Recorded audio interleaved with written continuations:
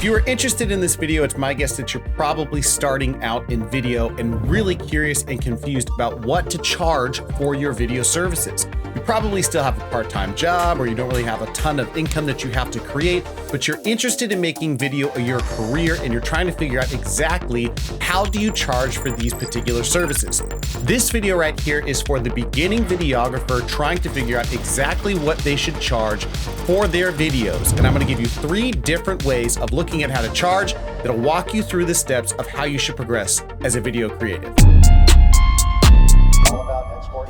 Internet, welcome back. It's Robert Teegarden here again with another video. I am so happy to see you here for this one. I'm really excited about this one because it is definitely a confusing topic and a lot of information that's out there on the internet. But this one, like I said, is directed for that beginning videographer trying to figure out how to charge for their first couple videos and how they can progress in the way that they're thinking about making money as a video creative. If you're new here, welcome. I post content on a weekly basis on filmmaking tips and the business of being a creative. So if that's something that you're into, stick around because there's a ton of information and value for you to chew on. So with that in mind, I'm going to be going against the internet gurus and all the information that you're finding online and tell you that it's perfectly acceptable for you to be charging $0 for your first couple of video projects. When I first switched careers 6 years ago, I had no intention of video becoming my full-time thing. I picked up a camera and these were the days of daily vlogs and I made 200 movies in 200 days to get my feet wet and figure out if this is something I even wanted to do. All of those were for free, and for the first dozen or so projects that I was a part of, I donated my time and tried to figure out exactly where my place was in this video world. The first couple of things I got paid for actually just traded my time for gear and continued to utilize and develop that stuff. So what I'm trying to get at here is that you should be working for free. Think of it as like an internship. And even if it's not someone that you're working for and a potential client or somebody that you're doing a homie hookup for, you should be shooting things on your own to get your feet wet and figure out what your style is, what tools do you need, how long are things going to take. From there, I think it's a perfectly safe move for you to start moving into people that you know. Family and friends, business owners, people within your community that are looking for some type of video service and see if they're interested in paying you a couple of $100 for your time. Now, this is really imperative, not necessarily for the money, but for the experience of you, A, figuring out how much time in hours does it take you to shoot and edit and turn around those video projects. Number 2, it's important for you to get those conversations with potential clients going with people that you feel a little bit more comfortable with. Having conversations with them about what is this video supposed to be used for? Why do you need this type of service? Am I going to be able to help you gain more customers, get more visibility, tell some sort of a story?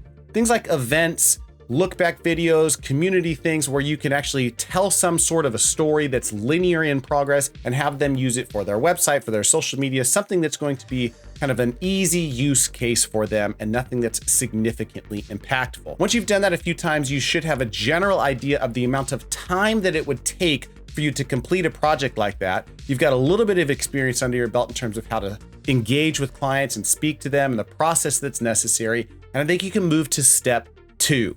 Now, step number 2 is really based off of time and a quota that you should be charging for that time. It's really an hourly rate, and it's going to be highly dependent in terms of your demographic and the area that you're living in and the type of content that you're creating, but moving into an hourly model of looking at your time from a production standpoint, from a post-production standpoint, don't forget about the planning phases as well, will allow you to kind of maneuver what you need to do and start charging by the hour.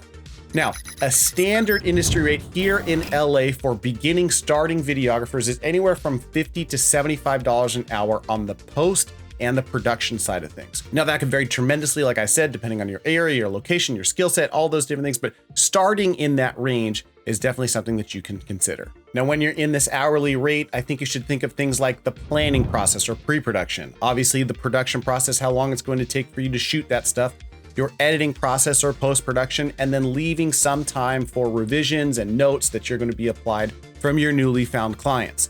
Now you can start to kind of work those things out, and what you should come up with is something that's slightly more expensive than your per video rate of a couple $100 when you were first starting out, but also not so nuts that you're going to be caught in a position where you're charging per project and you're kind of overcharging for the skill set that you have developed. Again, Work this through for a couple of months, maybe a year, getting to a place where you feel confident and comfortable. You have a portfolio of work that you can turn around and look back at clients and start to sell yourself a little bit more. And that's where the third way of pricing comes in. Now, this way of pricing is actually looking at an entire year's worth of work. And it actually comes from my friends Mark Pasternak and Josh Emmerich.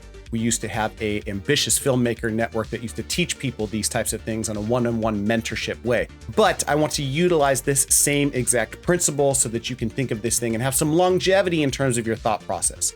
At this point, I'm pretty sure you've figured out you really enjoy video. You definitely want to make this more of a career for you, and you have to figure out what's a living wage for me to do this full time. You need to make the decision, how much money do you want to make per year? Let's just use a round figure of 50,000 bucks.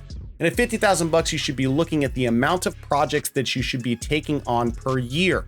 Now, I typically choose a 25% markup margin, a profit margin on my projects. If I start to break these things down, knowing that I can complete 20 projects a year with a 25% margin, I'm charging $2,500 per project per year and taking on 20 projects a year. Now, here's a great thing about this math. If I want to make more money, I can simply increase the amount of projects. So let's say I want to make 100 grand a year. Great, I'm taking on 40 projects a year.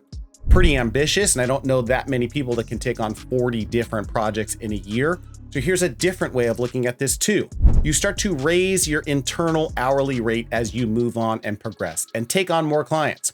So with that same 20 projects per year, I increase my price over time to 5 grand per project. I can still take on those 20 projects, and I'm making a 6-figure income simply by charging more per project as I progress as a creative.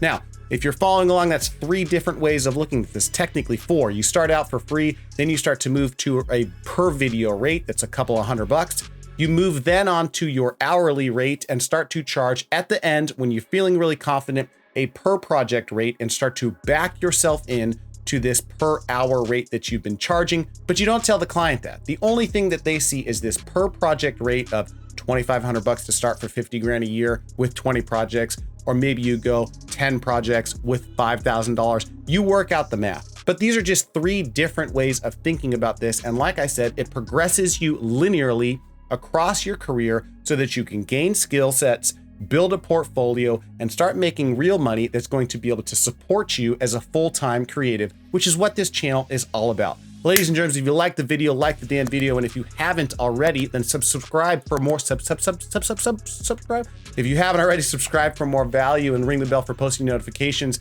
Like I said, this is Robert Teegarden with another video on the can. I'll see you guys in the next one. Hope you enjoyed it. Peace.